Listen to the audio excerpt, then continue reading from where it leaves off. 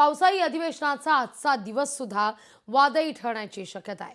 अनेक महत्त्वाच्या विषयांवर आज विरोधक आक्रमक होऊ शकतात।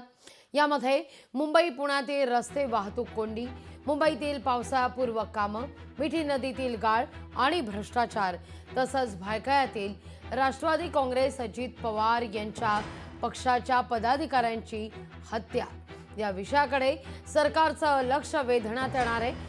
वसई विरार, पालघर, पुणे आणि मुंबईमध्ये अनधिकृत प्रकल्प आणि इमारती मोठ्या प्रमाणावर बांधल्या गेलेल्या आहेत। यावरून सुद्धा विरोधक आक्रमक होण्याची शक्यता नाकारता येत नाही।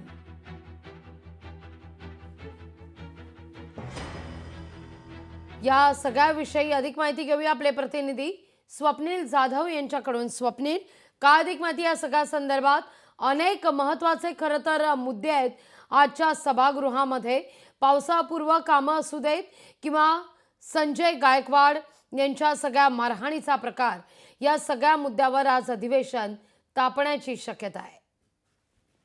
निश्चित आजचं अधिवेशनाचा दिवस जो आहे तो वादळी ठरण्याची शक्यता आहे। मुंबईतील काही विषय आज चर्चेला येणार आहेत। यामध्ये मुंबईतील पावसाळापूर्व कामांचा मुद्दा फार महत्त्वाचा असणार आहे। यामध्ये विरोधक आणि सत्ताधारी यांच्यामध्ये आरोप प्रत्यारोप नेहमी होत असतात। मिठी नदी गाळ प्रकार असेल किंवा एकूणच पावसाळ्यामध्ये नाले सफाई असेल, नाले सफाई न झाल्यामुळे तुंबलेली मुंबई असेल, अशा अनेक प्रश्नांवरती आज या ठिकाणी सभागृहात सरकारचं लक्ष वेधण्यात येणार आहे। कंत्राटदारांवरती कारवाई करण्याची सुद्धा मागणी होईल। मात्र मिठी नदी गाळ प्रकरणावरून गेल्या अधिवेशनात सुद्धा गदारोळ झाला होता आणि या अधिवेशनात सुद्धा पुन्हा हा मुद्दा आलेला आहे। दुसरा मुद्दा म्हणजे सध्या मुंबईमध्ये अनेक गुन्हे घडत आहेत। या गुन्ह्यांसंदर्भात सुद्धा आज या ठिकाणी लक्ष वेधण्यात येणार आहे। अद्याप भायखळा प्रकरणामधील जे मुख्य आरोपी आहेत तो अटक झालेला नाहीये, त्यामुळे त्यावरती सुद्धा राष्ट्रवादी काँग्रेसच्या आमदारांकडनं आणि एकूणच काही विरोधक आमदारांकडनं सुद्धा लक्ष वेधण्यात येणार आहे। वसई विरार असेल, पालघर असेल, सेंट्रल लाईनला कल्याण डोंबिवली असेल, या ठिकाणी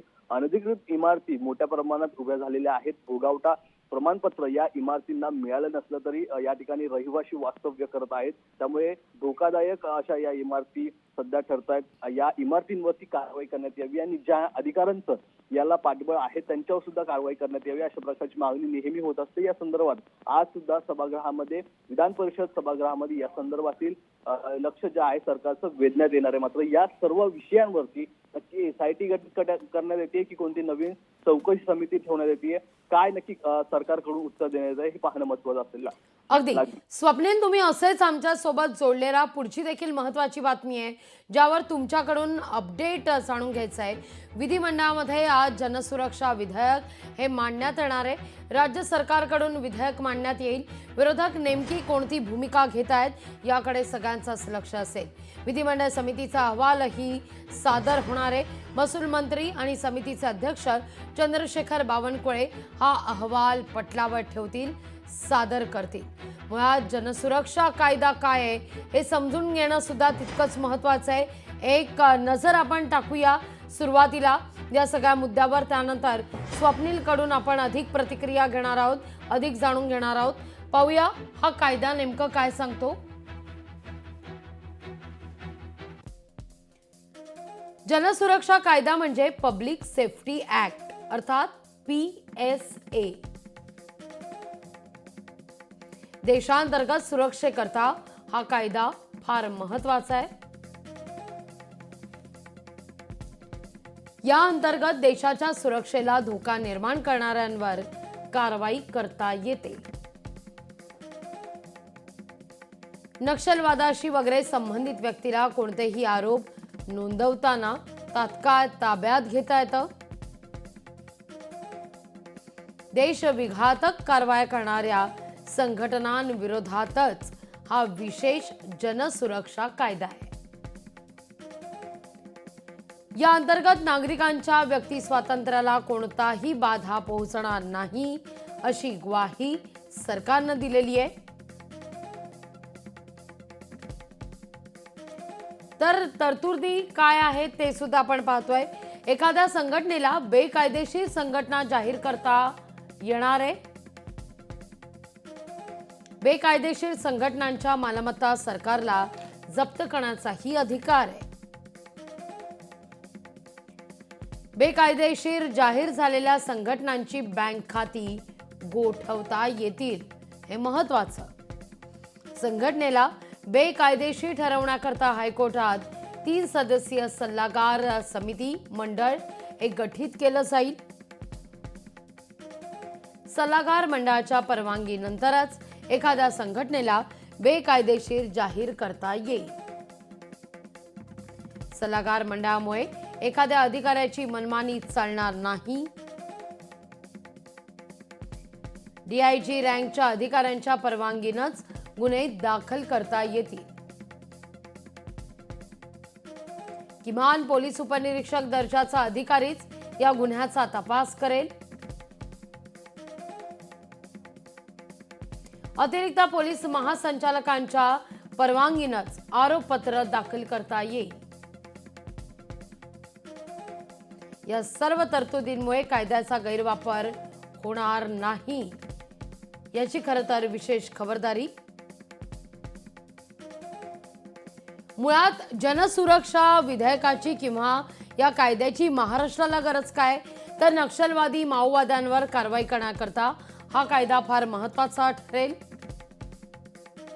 छत्तीसगड, ओडिशा, तेलंगणा, आंध्र प्रदेशात आधीच हा कायदा अस्तित्वात आहे.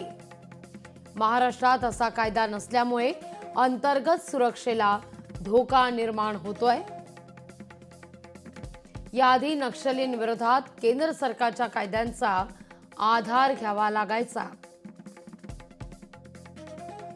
केंद्राच्या कायद्यानुसार कारवाई करताना महाराष्ट्र प्रशासनाला त्यामुळे अडचणी यायच्या.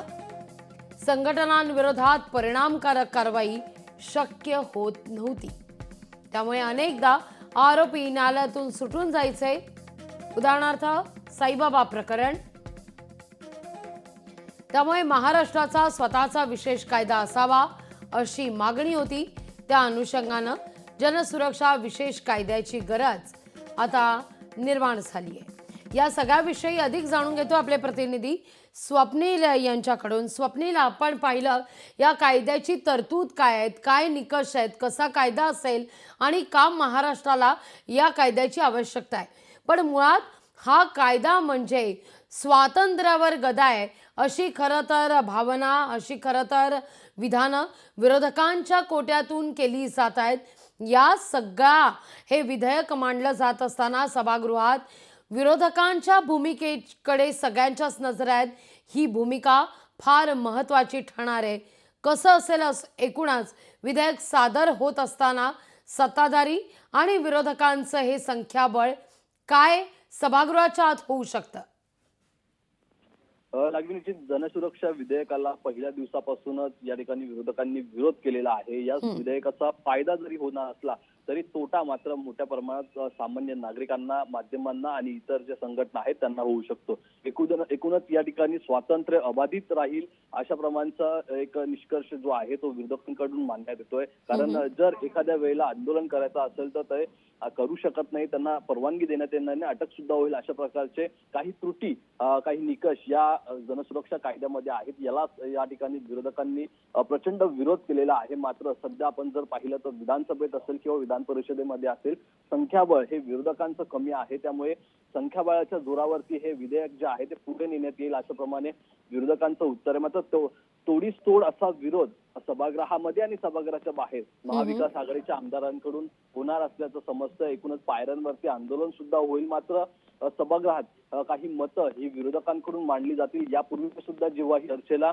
विधेयक आलं त्यावेळेस सुद्धा विरोध हा विरोधकांनी केला होता आणि काही त्रुटी या बदल कराव्यात अशा प्रकारे सुद्धा मागणी केली होती. मात्र या जनसुरक्षा विधेयकामध्ये त्या त्रुटींचा अभ्यास करून काही बदल करण्यात येणार का आणि विरोधकांचं जे म्हणणं आहे त्यावरती सरकार काम करणार का हे पाहणं महत्त्वाचं ठरणार आहे. मात्र सध्या जर पाहिलं तर आज या विधेयकावरून विधान परिषद असेल किंवा विधानसभा असेल या दोन्ही सभागृहामध्ये प्रचंड गदारोळ होण्याची शक्यता आहे. विरोधक आणि सत्ताधारी जे आहेत ते आमने सामने सुद्धा येण्याची शक्यता आहे. लागली अगदी स्वप्नील, तुर्तास धन्यवाद तुम्ही दिलेल्या एकूणाचा सविस्तर माहिती करता. लोकशाही मराठी ऐका, पहा, जागरूक रहा.